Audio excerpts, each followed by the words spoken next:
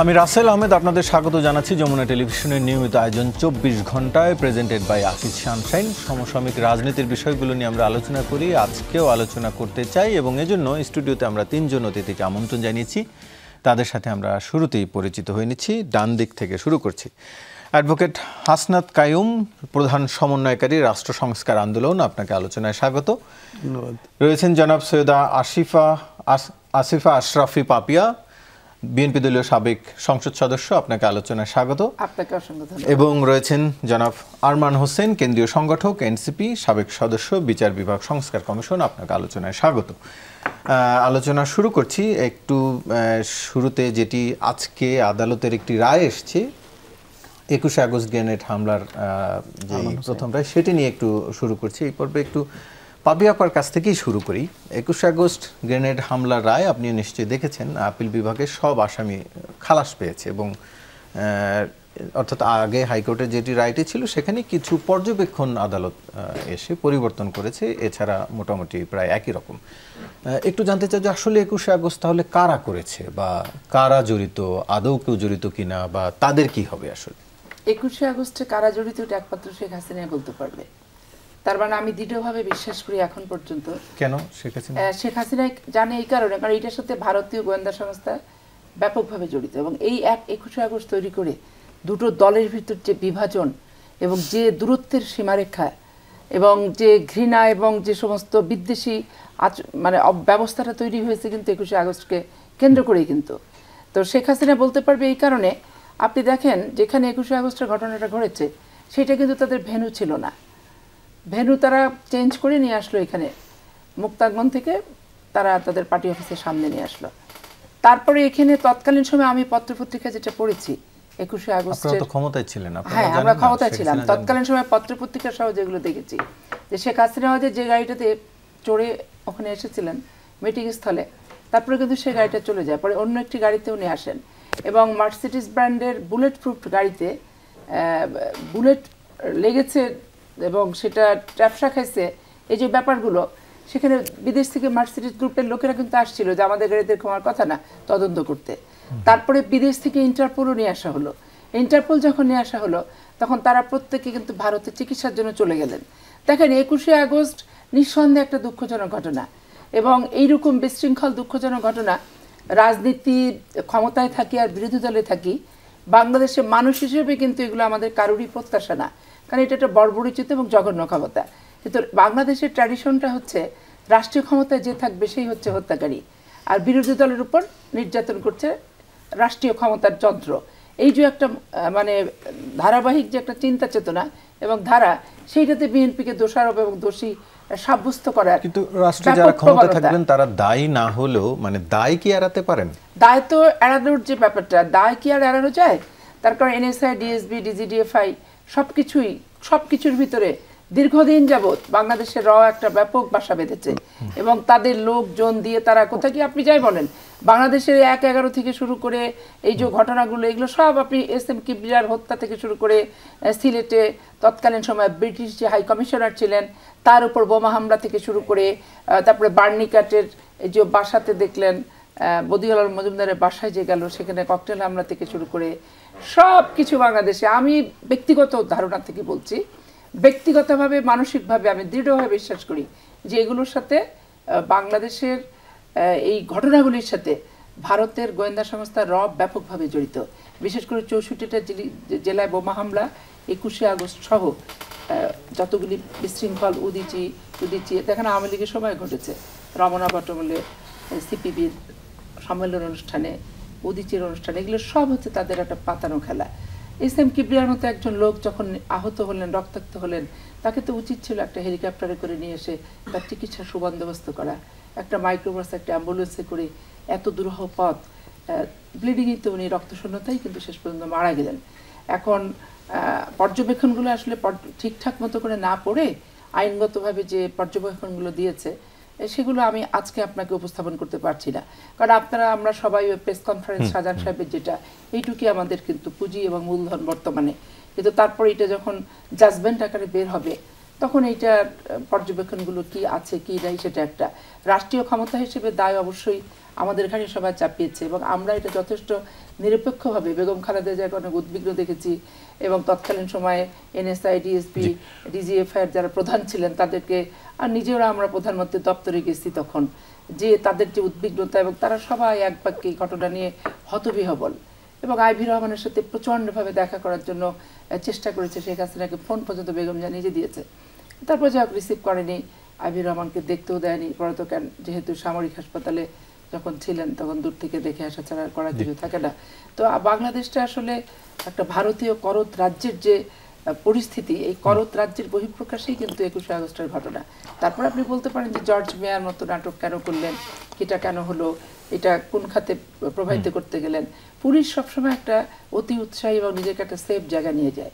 আমি সেই জায়গা থেকে পুলিশের সংস্কারটা চাই, যে প্রকৃত ঘটনাটা বুঝতে পারছি। আমি একটু আমি আপনার কাছে আসছি, তবে তার আগে একটু আরমান হোসেন, একটু আপনার কাছ থেকে জানতে চাই, আজকে আপিল বিভাগের রায় হলো, এরপরে আর কি আসলে বিচারের সুযোগ আছে কিনা? আমরা যতদূর জানি যে আপিল বিভাগের রায় তো চূড়ান্ত রায় আসলে, বা রিভিউ বা এরপরের প্রক্রিয়াটি রিভিউ। এই মামলায় যারা জড়িত ছিলেন তারা আসলে কারা জড়িত ছিলেন সেটি বের হলো না, সেটি বের করার উপায় কি? ধন্যবাদ আপনাকে। দেশ বিদেশে যে জায়গা থেকে আমাদেরকে দেখছেন সবাইকে জানাই ধন্যবাদ এবং কৃতজ্ঞতা। দেখুন, প্রথমে প্রশ্নটা আসলো যে হচ্ছে 21শে আগস্টের এই ঘটনার পিছনে দায়ী কার। এখন যেহেতু একটা বিচারিক বিষয়, এখানে আমি স্পেসিফিক্যালি কারা দায়ী বা কারা নির্দোষ সেটা বলার সুযোগ নেই।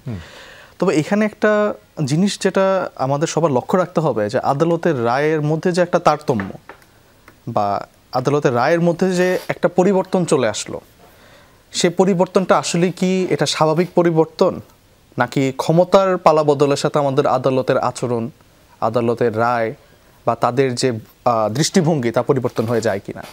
2004 সালের 21শে আগস্টের এই বোমা হামলায় যখন 24 জন নিহত হয়, তারপর আওয়ামী লীগের আমলে 2009 সালে তখন একটা মামলা নেওয়া হয়, বিস্ফোরক দ্রব্য আইনে মামলা নেওয়া হয়। তো ওই মামলায় 2018 সালে বিচারিক আদালত 19 জনকে হচ্ছে মৃত্যুদণ্ড দেন, 11 জনকে যাবজ্জীবন কারাদণ্ডে দণ্ডিত করেন। তো তখন তৎকালীন সময় আওয়ামী লীগ ক্ষমতায় ছিল। তো জুলাই গণঅভ্যুত্থানের পরে আবার হাইকোর্ট ওই প্রত্যেককে ওই মামলার প্রত্যেক আসামিকে খালাস দিয়ে দেয়। আপিল বিভাগে আজকে রায়টি বহাল আছে।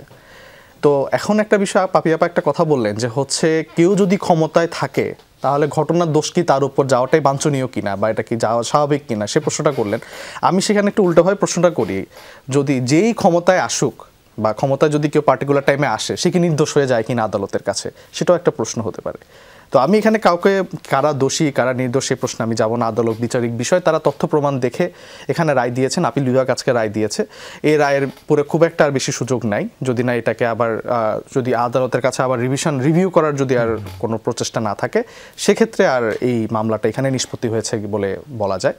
তবে আমাদের এটা দেখা লাগবে যে হচ্ছে আমাদের যখন ক্ষমতার পালাবদল হয়, সেক্ষেত্রে আমাদের আদালতের যে দৃষ্টিভঙ্গি বা আদালতের রায়ে যে পরিবর্তন হয়ে যায়, আমল পরিবর্তন হয়ে যায়, এটা একটা বড় প্রবলেমেটিক। তাহলে কি মানে আমরা জুডিশিয়াল ইন্ডিপেন্ডেন্সটা আমরা যখন কথা বলি, জুডিশিয়াল ইন্ডিপেন্ডেন্সটা হচ্ছে আপনার গভর্নমেন্টে কে আছে, পাওয়ারে কে আছে, সেটা কখনো দেখবে না। জুডিশিয়াল ইন্ডিপেন্ডেন্স দেখবে হচ্ছে ফ্যাক্ট, এভিডেন্স, অ্যান্ড সেটার অ্যাসেসমেন্টে সে হচ্ছে তার জাজমেন্টটা নিয়ে আসবে।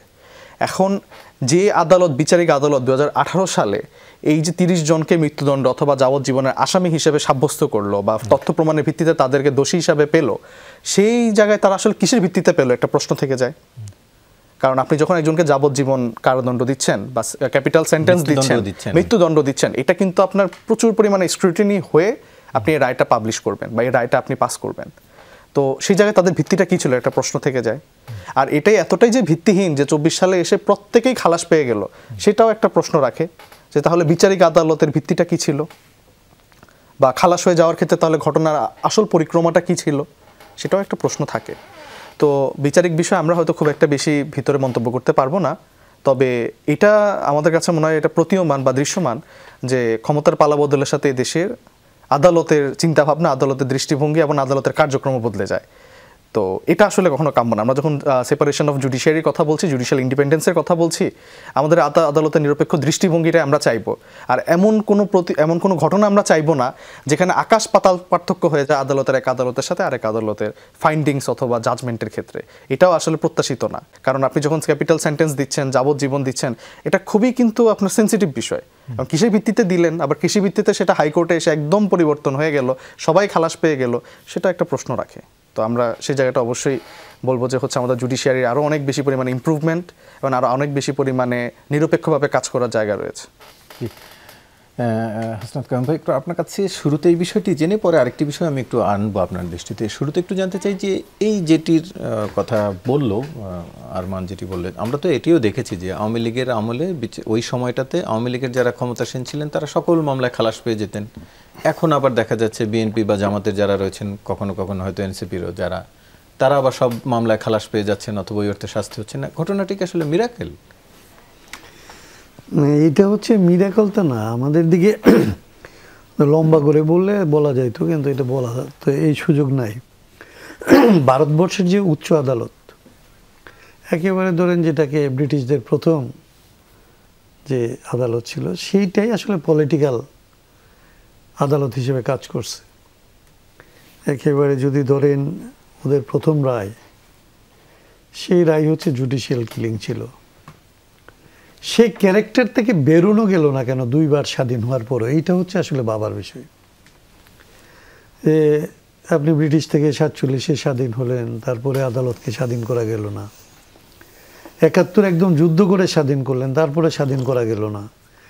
এইখানে রায় দিয়ে স্বাধীন করার কথা বলা হলো 72-এর সংবিধানে, তারপরে স্বাধীন যে হইল না, এই দুইজনের আলোচনার বাইরেও এমনি মানুষ জানে।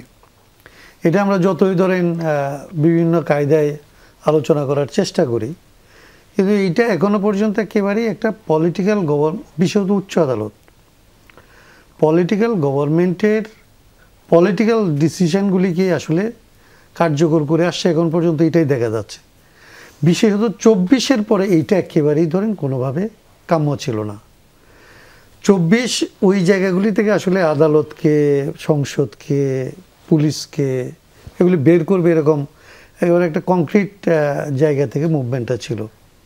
মুভমেন্টের মধ্যে হাসিনার অপসারণের দাবি যতটা ছিল, একইভাবে স্বৈরতন্ত্রের যে উৎস, স্বৈরতন্ত্রের যে সাংবিধানিক ভিত্তি, এগুলি শেষ করার কথা ছিল। তো সংবিধানে স্বৈরতন্ত্রের সাংবিধানিক ভিত্তিগুলির মধ্যে একটা হচ্ছে বিচার বিভাগ নির্বাহী বিভাগের অধীনে থাকা। কিন্তু এইটা এখন পর্যন্ত আমাদের 1 বছর পার হইল, এখন পর্যন্ত আমরা এটাকে একেবারেই পলিটিক্যাল গভর্নমেন্ট, যদিও গভর্নমেন্ট পলিটিক্যাল না, এখন যে গভর্নমেন্ট আছে তাকে পলিটিক্যাল গভর্নমেন্ট বলা যাবে না, কিন্তু ফাংশনের দিক থেকে মনে হবে যে এটা আসলে অন্য যে কোনো পলিটিক্যাল গভর্নমেন্টের মতো, একটা পলিটিক্যাল গভর্নমেন্টের মতোই কাজ করছে, কিংবা তার অধীনে এরকম হচ্ছে। এই বিষয়টা দুর্ভাগ্যজনক এবং দুঃখজনক, এবং এখান থেকে আমাদের বেরোতেই হবে। এবং এটা বেরোনোর প্রক্রিয়াটা শেষ হয়ে গেছে আমি এটা মনে করি না। আমি মনে করি সনদ নিয়ে কথা হচ্ছে, এখনো পর্যন্ত এটার বাস্তবায়নের পদ্ধতি নিয়ে কথা হচ্ছে, বিচার বিভাগের সংস্কারের এক ধরনের কিছু কিছু কাজ হচ্ছে। একটা জিনিস হয় যে এটা একটা ধীর প্রক্রিয়া, মানে আপনি বিচার বিভাগকে এরকম করতে পারেন না যে আজকে এরকম ছিল কালকে ওইরকম হয়ে যাবে, দিনে দিনে এটার একটা সময় লাগে, সময়ের ভেতর দিয়ে। কিন্তু এই জিনিসগুলি আমাদের আশঙ্কাকে দূর করে না, আশঙ্কাটাকে বাড়ায় যে সত্যি সত্যি কি আমরা এটা এই পথে হাঁটতেছি নাকি আগের পথেই রয়ে গেলাম। আরেকটা বিষয় একটু আপনার দৃষ্টিতে আনতে চাই, আজকে এটিও নিশ্চয়ই আপনি খেয়াল করেছেন, মানবতা বিরোধী অপরাধে আন্তর্জাতিক অপরাধ ট্রাইব্যুনালে কোনো ব্যক্তির বিরুদ্ধে আনুষ্ঠানিক অভিযোগপত্র দাখিল করা হলে তিনি জনপ্রতিনিধি বা সরকারি কোনো পদ বা দায়িত্বে থাকতে পারবেন না। International Crimes Tribunal Act 1973 section 23-এ যুক্ত করা হয়েছে। প্রশ্ন হচ্ছে, যদি পরে বিচারে ওই ব্যক্তি, অভিযুক্ত ব্যক্তি নির্দোষ প্রমাণিত হন, তাহলে কি হবে? রাষ্ট্র কি ক্ষতিপূরণ দেবে? না, সেইটাই হচ্ছে ধরেন এখন পর্যন্ত বিচারের ক্ষেত্রে এবং নির্বাচনের ক্ষেত্রে এখন পর্যন্ত আমাদের আদালতের যে ধরেন অ্যাক্টিভিজম যদ্দূর আছে, যা যা যে ডিসিশন আছে, সেইগুলি এই আইনটার সাথে আসলে যায় না। এই আইনটার ধরেন এই আইনটা আজকে 24-এর পরে তৈরি করা হলো, বিষয়টা এরকম না, আইনটা আগেও ছিল। এর আগেও এখানে যুদ্ধাপরাধের অভিযোগে অভিযুক্ত দল ছিল, তাদের আসলে বিচার প্রক্রিয়াও ছিল। কিন্তু যেটা হয়েছে যে এইবার এটা নতুন করে যেটা যুক্ত করা হলো, নির্বাচনকে সামনে রেখে, সেইটা আসলে আপনি যে কথাটা তুললেন এরকম অনেক প্রশ্নের জন্ম দেবে বলে আমার নিজের মনে হয়। এই বিষয়গুলিকে ঠিক বিচার হওয়ার আগে বিচারিকভাবে এটাকে বন্ধ করার যে চেষ্টা করা হচ্ছে, এইটা আমার কাছে মনে হয় যে সঙ্গতিপূর্ণ না। যেমন ধরেন, এর আগে আওয়ামী লীগকে দল হিসাবে নিষিদ্ধ করা হয় নাই, কিন্তু তার কার্যক্রমকে স্থগিত করা হলো। আপনি যদি তার সাথে মিলে আপনি বলতেন যে যেই দলটা আসলে রাজনৈতিকভাবে কার্যক্রম পরিচালনা করতে পারবে না, সেই দলের সদস্যদের তো নির্বাচনে আসলে এটা তো রাজনৈতিক কার্যক্রম, সেটা নির্বাচন কমিশন বলেছে, সেটা তো ধরেন একটা হইতে পারে। কিন্তু যখন আসলে কোনো একটা বিষয়কে আপনি বিচারের প্রক্রিয়ার মধ্যে নিয়ে বলছেন যে যারা যারা আসামি তাদের প্রাথমিকভাবে চার্জশিট হলেই সে আর মানে নির্বাচনে অংশ নিতে পারবে না। তো আমরা এর আগে কি করতাম, এমনকি বিচার হইলে আপিল পর্যন্ত পেন্ডিং থাকাকালীন সময়ে আমরা বিচারের ব্যাপারটাকে সাসপেন্ড করার কথা বলতাম, এবং এই সাসপেনশনের মামলা করে আমরা দোষী সাব্যস্ত হয়েছে এরকম লোকদেরকে পর্যন্ত নির্বাচনে অংশগ্রহণ করার সুযোগ দিতাম। এখন এটা আপনি বলতে পারেন যে গণহত্যার অপরাধ কিংবা আসলে মানবতা বিরোধী অপরাধ তো আপনার পেনাল কোডের অপরাধের সাথে যাবে না, সেটা যাবে না, এটা ঠিক আছে। কিন্তু এই গণহত্যার অপরাধের ব্যাপারে আসলে আমাদের যেটা দরকার ছিল সেটা হচ্ছে এই বিচারিক কার্যক্রমকে আরও অনেক বেশি এক্সপিডাইট করা দরকার ছিল। কিন্তু যেহেতু আমরা এক্সপিডাইট করতে পারি নাই, তখন আমার কাছে মনে হয়েছে যে তড়িঘড়ি করে এই বিচারকে সামনে রেখে আসলে আর এই নির্বাচনকে সামনে রেখে আইনকে পরিবর্তন করা হচ্ছে। সেইটা আসলে ন্যায় বিচারের দৃষ্টিতে কতটা টিকবে ভবিষ্যতে, এই প্রশ্ন কিন্তু আপনি যেটা তুলছেন এটা থেকে যাবে। পাপি আপনার কাছে একটু ছোট করে এই বিষয়ে জানতে চাই যে এটি কি এমন যেটি হাসনাত কায়ুম ভাই বলছিলেন যে আওয়ামী লীগের উদ্দেশ্যে একে তো দল হিসাবে তাদের নিষিদ্ধ করা না হলেও তাদের কার্যক্রম নিষিদ্ধ করা হয়েছে, মানে তারা নির্বাচনে পার্টিসিপেট করতে পারছে না, এখন তাদের দলের কোনো কর্মী যাতে নির্বাচনে পার্টিসিপেট করতে না পারে সে ধরনের একটি উদ্যোগ বলে মনে করেন? এখানে হচ্ছে কি, আপনার প্রশ্নের উত্তরটা খুব নিখুঁতভাবে আমার পক্ষে প্রচার মাধ্যমে দেওয়া সম্ভবপর না। কারণ এখানে একটা জিনিস আপনি খেয়াল করে দেখবেন, নিরপেক্ষ কথা বলতে গেলে আওয়ামী লীগের দোসর এই কথাটা শুনতে হয়। আপনি নিরপেক্ষ কথা আপনার স্বাধীন বিবেক দিয়ে বিচার বিভাগের একটা অংশীদার হিসেবে, ধরেন আমি একটা আইনজীবী, তো এখানে তো আমরা প্রতিনিয়ত আইনগত মানুষের জীবন জীবিকারই ফাইট কিন্তু হচ্ছে। তো এই ফাইটে নিরপেক্ষতার যে ব্যাপারটা, এখন ধরেন ডক্টর ইউনূসের নামে কিন্তু সাজা ছিল, মামলা ছিল, ওনাকে যখন ছাত্র জনতা বললো যে ওনাকে ছাড়া আমরা সরকার প্রধান মানব না, তখন কিন্তু আস্তে আস্তে ওনার সমস্ত মামলাগুলো কিন্তু প্রত্যাহার করে ওনাকে ওই জায়গায় নেওয়া হলো। এখন 21শে আগস্টে যে মামলাটা আপনি তুললেন, স্বরাষ্ট্রমন্ত্রী কি খাদ্যমন্ত্রী কি অমুক মন্ত্রী সেটা একরকম গেল, কিন্তু এগুলোর সাথে সংশ্লিষ্টই নয় তারেক রহমান সাহেব, তারপরে সাইফুল ইসলাম ডিউক, এরা তো এগুলার সাথে মন্ত্রীও না এমপিও না, কোনো কিছু না। তো এই যে তাদেরকে জড়ালো, এই জড়াতে কি মামলার দুর্বলতা প্রকাশ পায় না? তারপর তদন্ত কার্যের ভিতর ঢুকায় দেওয়া হলো এবং সেখানে একটা সাজা বলে সাব্যস্ত করে দেওয়া হলো। তখন আপনি এখানে রাজনৈতিক প্রতিপক্ষকে যেভাবে ঢুকাচ্ছেন, এই ঢুকানোটাও যেমন রাজনৈতিক হচ্ছে, স্বাভাবিক কারণে আপনি যখন বিচারটা যখন রাজনৈতিক হয়ে যায়, পরবর্তী পর্যায়ে যখন সরকারের পরিবর্তন হয়, স্বাভাবিক কারণে ধরে নেওয়া হয় যে খালাসটাও তাহলে রাজনৈতিক হয়ে গেল। তার এখন ঘটনা তো একটা ঘটেছে, সেই ব্যাপারে আপনি সুস্পষ্ট মতামত যেটা জানতে চাচ্ছেন। এখন এটা আসলে ইনভেস্টিগেশন যারা করেছে তারা যেভাবে করেছে, ছিলাম যে মানবতা বিরোধী অপরাধে চার্জশিট হলেই তারা নির্বাচনে পার্টিসিপেট করতে। এইটার ব্যাপারে আমি 111-এও দেখলাম যে ধরেন আগে আপিল করলে আপিলটা পেন্ডিং থাকা অবস্থায় নির্বাচনে কোনো প্রতিবন্ধকতা সৃষ্টি করতে পারতো না। 1-11 যখন আসলো, আপিল করলে হবে না, খালাস পেতে হবে, সর্বোচ্চ আদালত থেকে খালাস পেতে হবে। সর্বোচ্চ আদালত থেকে খালাস না পেলে সেটাকে নির্বাচন অবৈধ বলে ঘোষণা করা হতো। এখন ধরেন যে আইন কানুনের আওয়ামী লীগের বিচার ব্যবস্থা হচ্ছে, এখানে আরো কড়াকড়ি যে অভিযুক্ত চার্জশিট হয়ে গেলেই সে অভিযুক্ত হয়ে গেল। এখন এগুলো আমাদের হয় কি, আমরা বিচার চাচ্ছি, কিন্তু এই বিচারটা শেষ পর্যন্ত প্রশ্নের সম্মুখীন হবে কিনা। কিন্তু আওয়ামী লীগও যেই বিচার করে গেছে, যেই বিচার নিয়ে আমরা সমালোচনা করছি, ওই রকম আর একটা বিচার তো আমাদের করা মানানসই হবে না। আমাদের এমন বিচার করতে হবে যে সত্যিকার অর্থে বিচার, এবং এইটা নিয়ে প্রশ্নবিদ্ধ যাতে না হয়, তাহলে প্রকৃত অপরাধের প্রকৃত বিচারটা হয়। এখন এত তড়িঘড়ি বিচার চায়, এত তড়িঘড়ি সবকিছু শেষ চায়, করতে গেলে একটু অ্যামালগামেট এটা হবে, এখানে বলার আর কোনো ভাষাও নাই, আসলে আমরা আলোচনায় আবারও ফিরছি, বক্তব্য নাই। আলোচনায় আবারও ফিরবো, তবে তার আগে একটি বিরতি নিয়ে আসি। দর্শক, ছোট্ট একটি বিরতির পর ফিরছি, সঙ্গেই থাকুন। আবারও স্বাগত, দেখছেন 24 ঘন্টা আলোচনায় ফিরছি। আরমান হোসেন, একটু আপনার কাছ থেকে ছোট করে আগে এই বিষয়টি জেনে পরে অন্য প্রসঙ্গে আসছি, যে এর ফলে কেবল আওয়ামী লীগের লোকজনদেরকে নির্বাচনে বিরুদ্ধ রাখার ব্যবস্থা হচ্ছে, নাকি অন্য কোনো উদ্দেশ্য আছে বলে মনে করেন? ধন্যবাদ আপনাকে। আমি প্রথমত এই বিধানটির জাস্টিফিকেশনের বিষয়টা কথা বলি, মানে একটু ক্ল্যারিফিকেশন দিই এই বিধানের বিষয়ে। আমরা 5ই আগস্টের পরে কিন্তু আমরা আওয়ামী লীগ জুলাই গণ অভ্যুত্থানে ছাত্র হত্যা, ছাত্রদের আহত করা বা ছাত্র জনতার বিরুদ্ধে যে হামলা, আক্রমণ বা নির্যাতন ছিল, সেটার রিলেটেড আমরা অনেক বেশি পরিমাণে মামলা দেখেছি। বিভিন্ন থানায় মামলা হয়েছে, অসংখ্য মামলা হয়েছে। তো এই মামলাগুলোতে একটা কমন যেটা ক্যারেক্টারিস্টিক ছিল, যে হচ্ছে একজন বাদী বা যিনি অভিযুক্তকারী, তিনি কিন্তু অভিযোগ করছেন 200, 250, এমন হচ্ছে 350 আসামি একটা মামলায়, এবং তিনি আসলে কাউকেই চিনেন না, যাদেরকে অভিযুক্ত করছেন কাউকেই চিনেন না, যে মামলাগুলো থানাতে হয়েছে। তো সেই জায়গা থেকে আইসিটি ট্রাইব্যুনালে যে মামলাগুলো হচ্ছে সেটা কিন্তু ক্যারেক্টারিস্টিক্যালি ডিফারেন্ট। কারণ এখানে যারা আহত অথবা শহীদ পরিবারের সদস্য, তাদের কাছ থেকে সরাসরি মামলাগুলো নেওয়া হচ্ছে। এবং আসামি নির্ধারণ করার ক্ষেত্রে আপনার পাইকারি হারে যে 150, 200, 250 আসামি করে ফেললাম, সেটারও সুযোগ নাই। সেখানে আমি যতগুলো দেখলাম আইসিটি ট্রাইব্যুনালের মামলাগুলো, এগুলো প্রিসাইজ নাম্বারে, কোনো মামলায় 50, কোনো মামলায় 60, কোনো মামলায় মানে 100-র বেশি, খুব কম মামলাতে আসামির সংখ্যা কম। তো সেই ক্ষেত্রে আপনার এখানে এই আইসিটি ট্রাইব্যুনালের মামলা আর নর্মাল থানায় দায়ের করা মামলাগুলোর মধ্যে একটা মেজর ডিফারেন্স আছে। দ্বিতীয়ত, এখানে যে আইনটা করা হলো বা যে বিধানটা, সেটা হচ্ছে অভিযোগপত্র দাখিলের মাধ্যমে।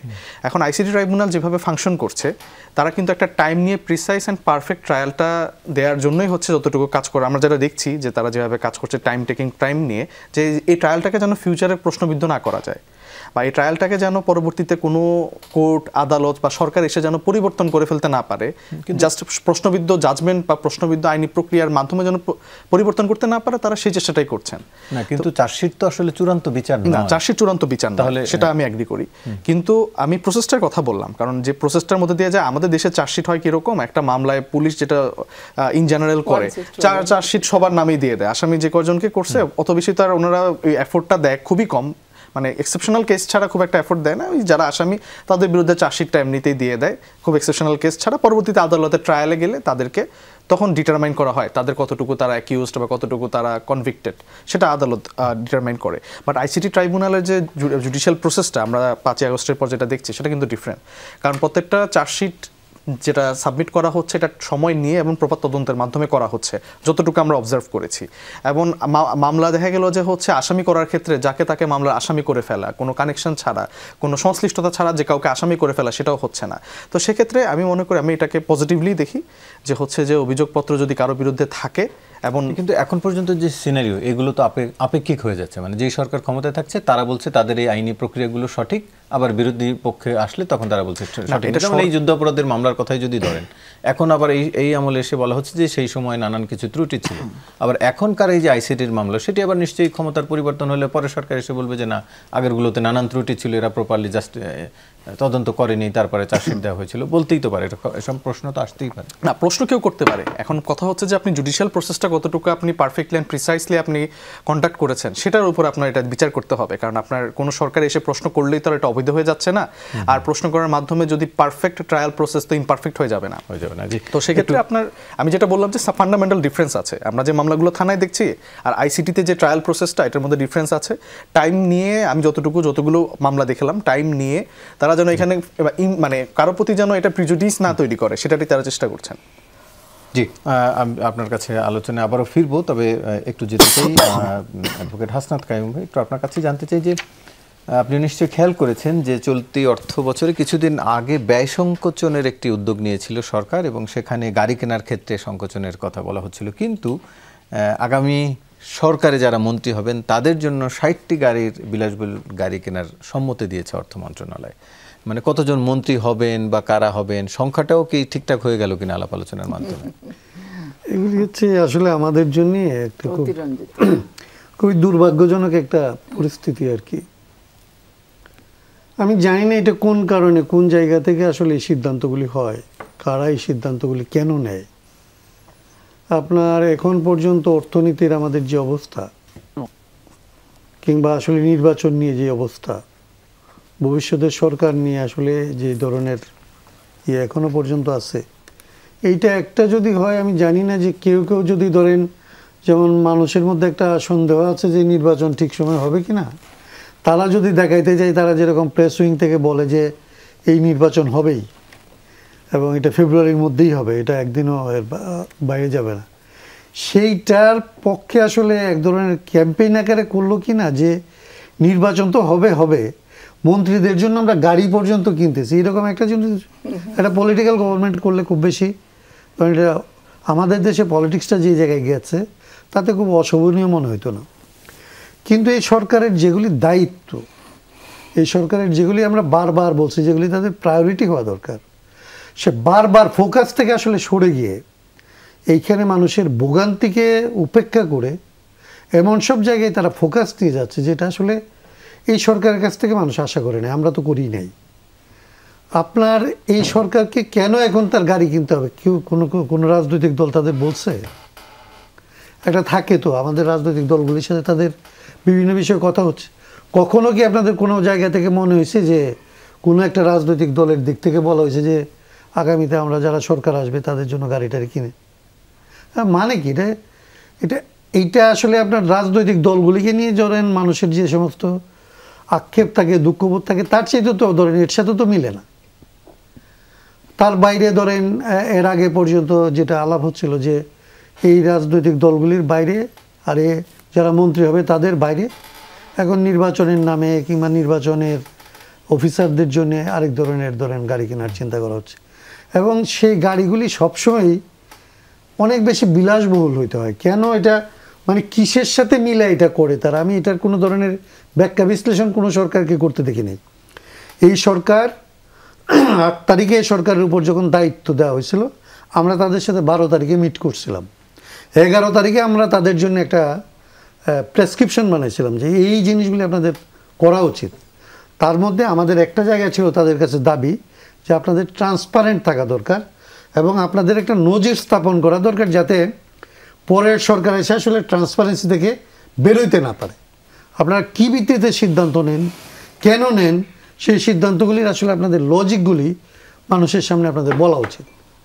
তো এরা তো এদিকে যায় না। এমনকি ধরেন আমাদের দল থেকে এটা বারবার বলা হইতেছিল যে, এবং এরা এগ্রি করছিল যে এদের আসলে আয় ব্যয়ের হিসাবটা দেবে।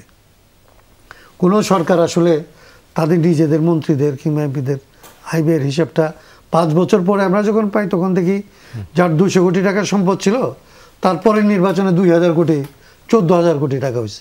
কীভাবে হয়েছে, কেন হয়েছে, এটার কোনো ব্যাখ্যা দেওয়া লাগে না। তো এদের কাছ থেকে আমরা এগুলির বাইরে আশা করছিলাম।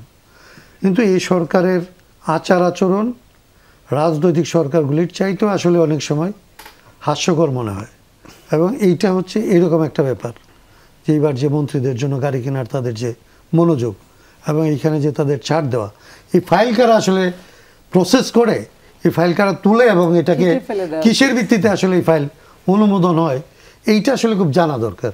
এবং আমার মনে হয় যে এইখান থেকে আমি এই প্রশ্নটা আপনাদের মাধ্যমে করতে চাই যে এরা যেন আসলে আমাদেরকে জানায় যে আসলে কাদের মাথা থেকে আসলে এই পরিকল্পনাগুলি আসছে এবং কারা এটা অনুমোদন করছে, কি ব্যাখ্যা তারা দেয়, এটা আমাদের জানা দরকার। জি, সৈয়দ আশরাফ, একটু আপনার কাছে জানতে চাই আবার একটু আদালতের প্রসঙ্গ, তবে ভিন্ন প্রসঙ্গে। সেটি হচ্ছে একজন সাংবাদিককে আটক করা হয়েছে, সাংবাদিক মঞ্জুরুল ইসলাম পান্না, এবং আজকে সেটির প্রেক্ষিতে একটি ঘটনা ঘটলো। কোনো কারণ কয়েকজনকে মারধর করা হয়েছে, কয়েকজন সাংবাদিককে আদালতে আইনজীবীরা মারধর করেছেন। একটু আমি যদি ঘটনার বিবরণটা পড়ি, কোনো কারণ ছাড়াই বিচারকের সামনে মব সৃষ্টি করে আমাকে মারধর করলো কয়েকজন আইনজীবী, এটি বলছেন ভুক্তভোগী। কথা বলার সঙ্গে বেঞ্চ থেকে লাফ দিয়ে সিয়ামকে, অর্থাৎ যিনি ভুক্তভোগী, তাকে ঘুষি মারেন মহিউদ্দিন মাহি নামে একজন আইনজীবী। এই ঘটনায় বিচার চাইছেন এবং তার অপরাধ, সাংবাদিকদের অপরাধ হচ্ছে তারা যে আসামি মঞ্জুরুল ইসলাম পান্না তাকে জিজ্ঞেস করেছিলেন যে আপনাকে কি মারধর করা হয়েছিল কিনা, আপনি যে পুলিশ হেফাজতে বা কারাগারে ছিলেন। একটু আপনার কাছে জানতে চাই যে বিচার কক্ষের মধ্যে সাংবাদিককে মারধর করা আইনজীবীদের দ্বারা কারা করছেন না? এটা খুবই অশোভন এবং অপ্রত্যাশিত একটা ব্যাপার। কারণ আমরা আইনজীবী, আমাদের নর্মস, আমাদের আচার আচরণ, এগুলো তো হাইকোর্ট বলেন আর জজ কোর্ট বলেন নিয়ম মাফিক হতে হবে। ওইখানে তো যুদ্ধক্ষেত্র না। যুদ্ধক্ষেত্র হতে পারে আপনার যুক্তির, আপনার সিআরপিসির, আপনার ডিএলআরের, আপনার আইন কানুনের, আপনার ফাঁক ফোকরের, আইনের ফাঁক যেটা আছে ফোকর সেটা আছে। এখানে হাত তোলার কোনো সুযোগ নাই।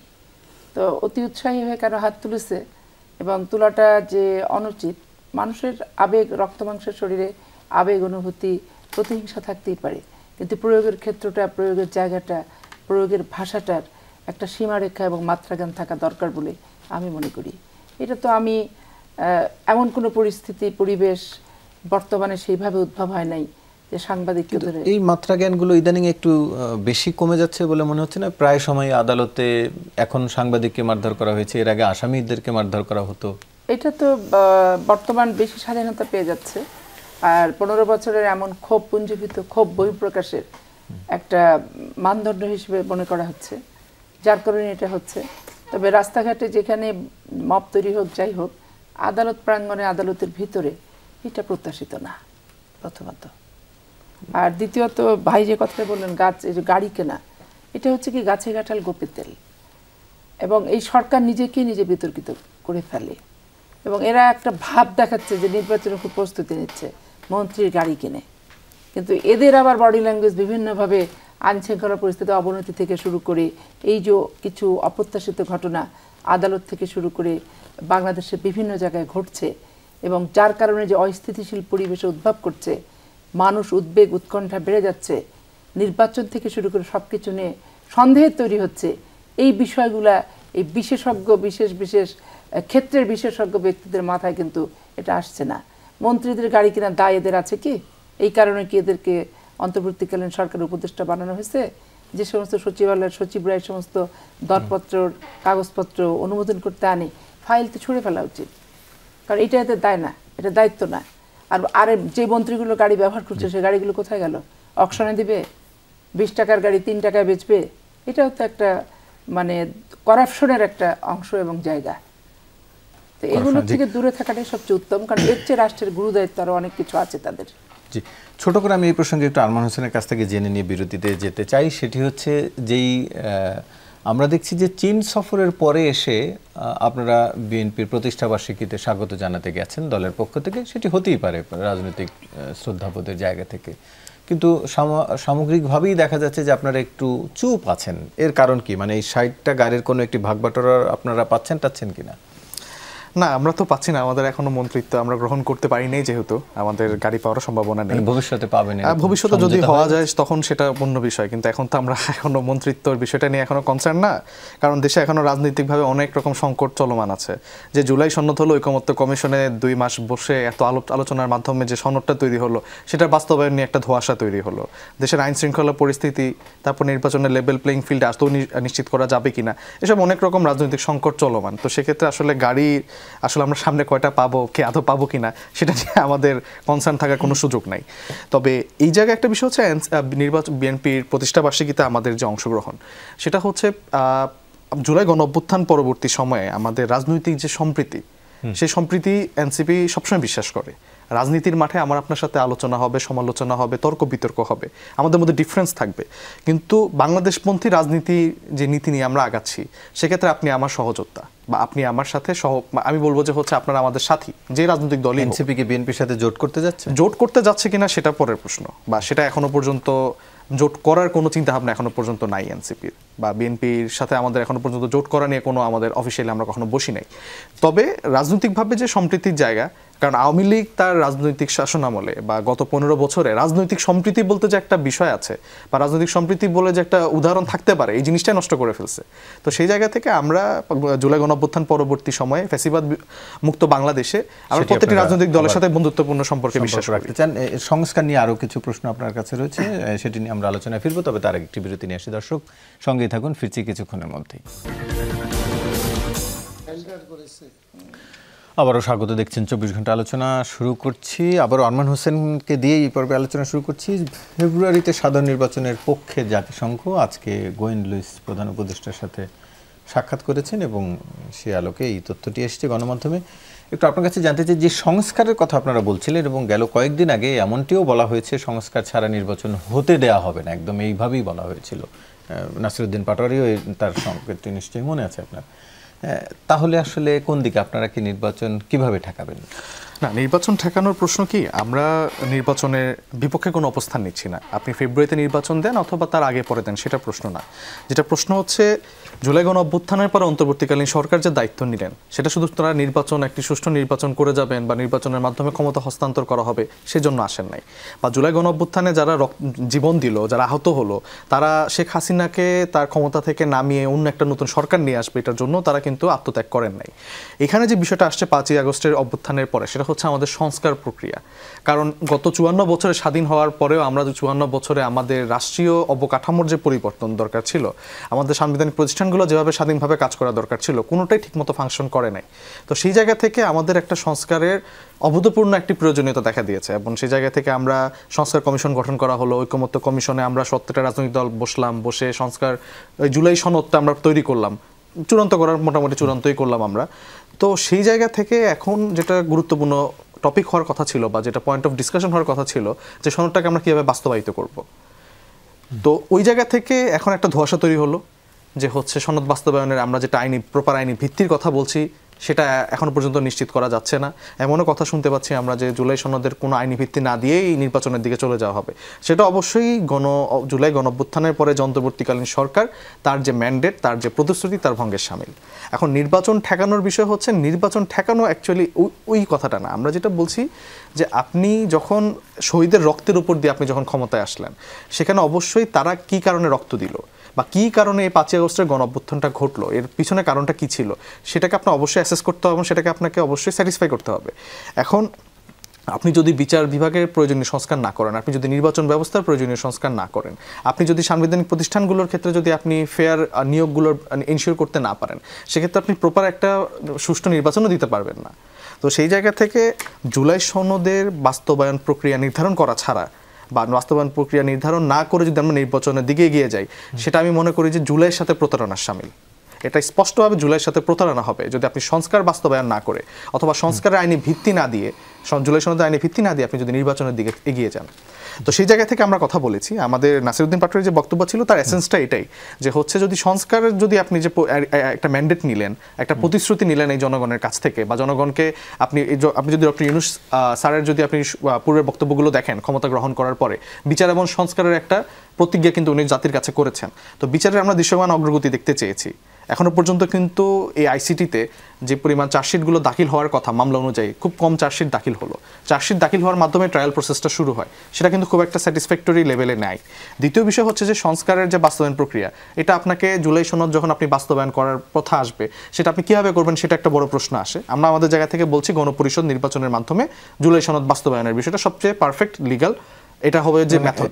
একটু ছোট করে এক লাইনে যদি আমি জানতে চাই, এখন যে প্রক্রিয়া হচ্ছে এবং যে প্রক্রিয়া আগাচ্ছে, তাতে মনে হচ্ছে যে নির্বাচনের আগে আসলে এটি বাস্তবায়ন হচ্ছে না, অর্থাৎ যে মৌলিক সংস্কারগুলো, এই প্রক্রিয়া আপনারা সন্তুষ্ট বা এইভাবে কি আপনারা কিছুটা আপোষ করে নির্বাচনে যাচ্ছেন?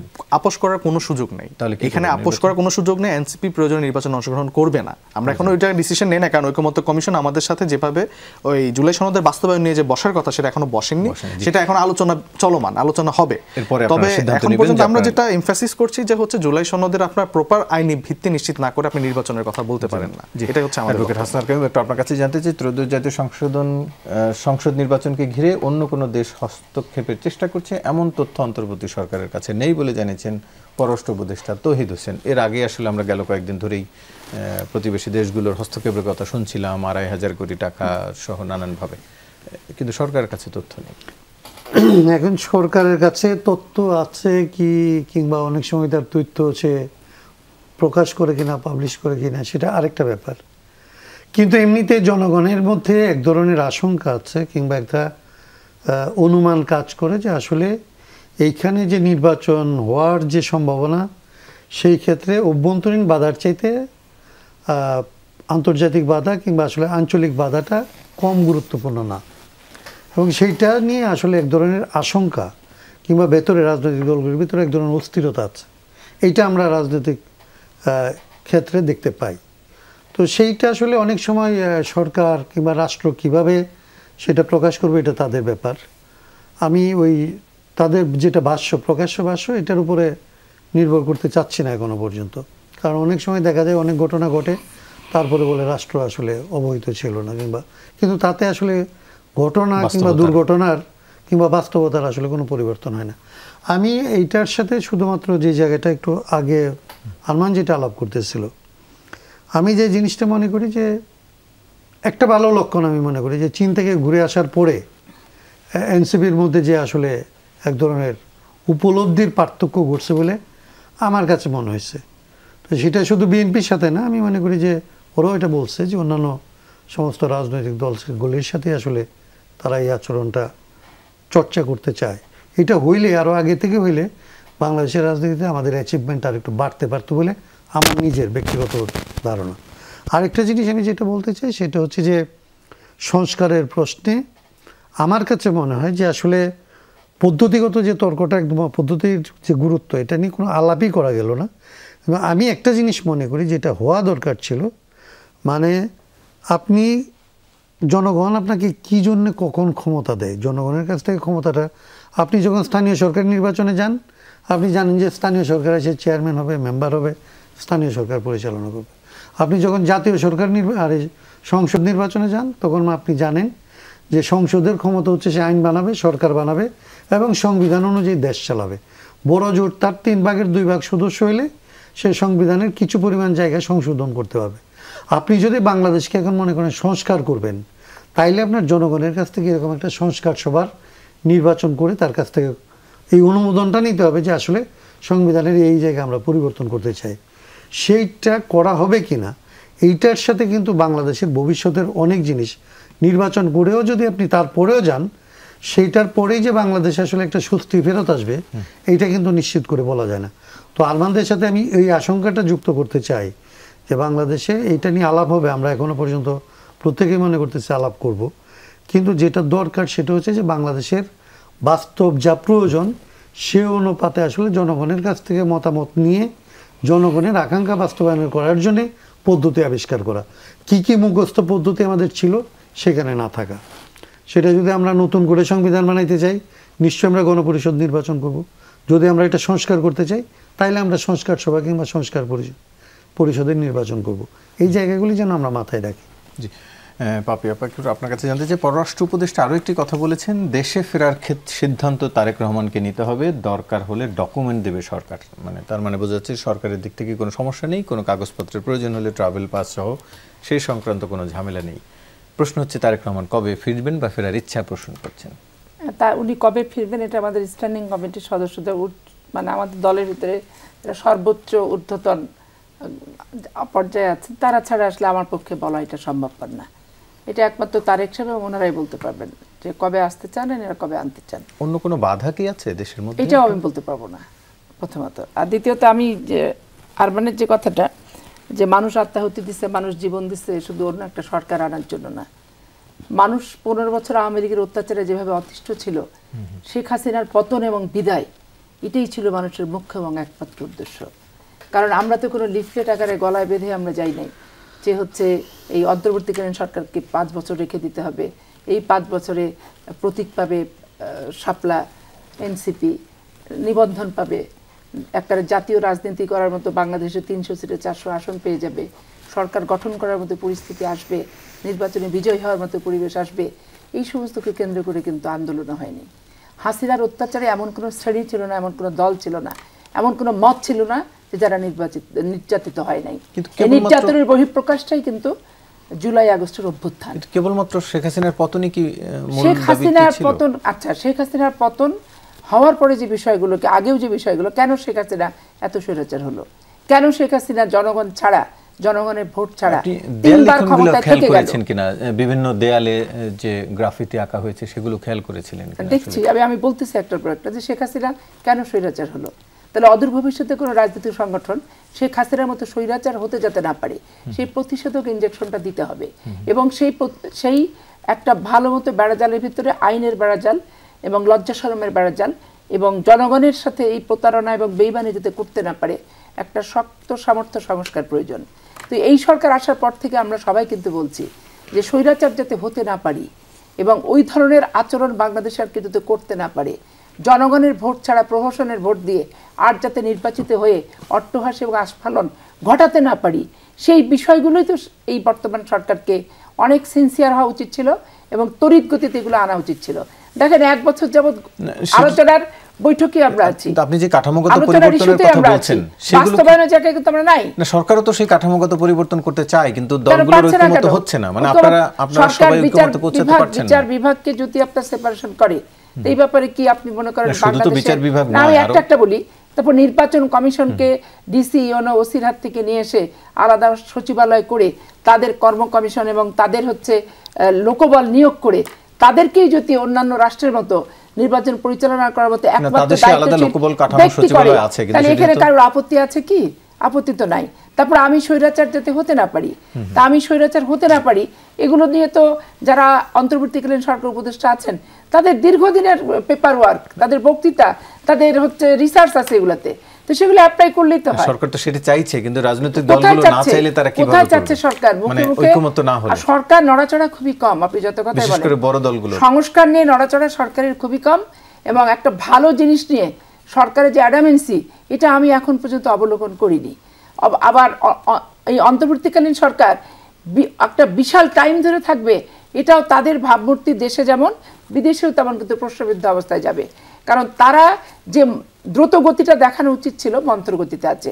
আর বিচার আর সংস্কার এটা সারা জীবন, পৃথিবী যতদিন থাকবে, রাষ্ট্র ততদিন থাকবে, চলমান একটা প্রক্রিয়া।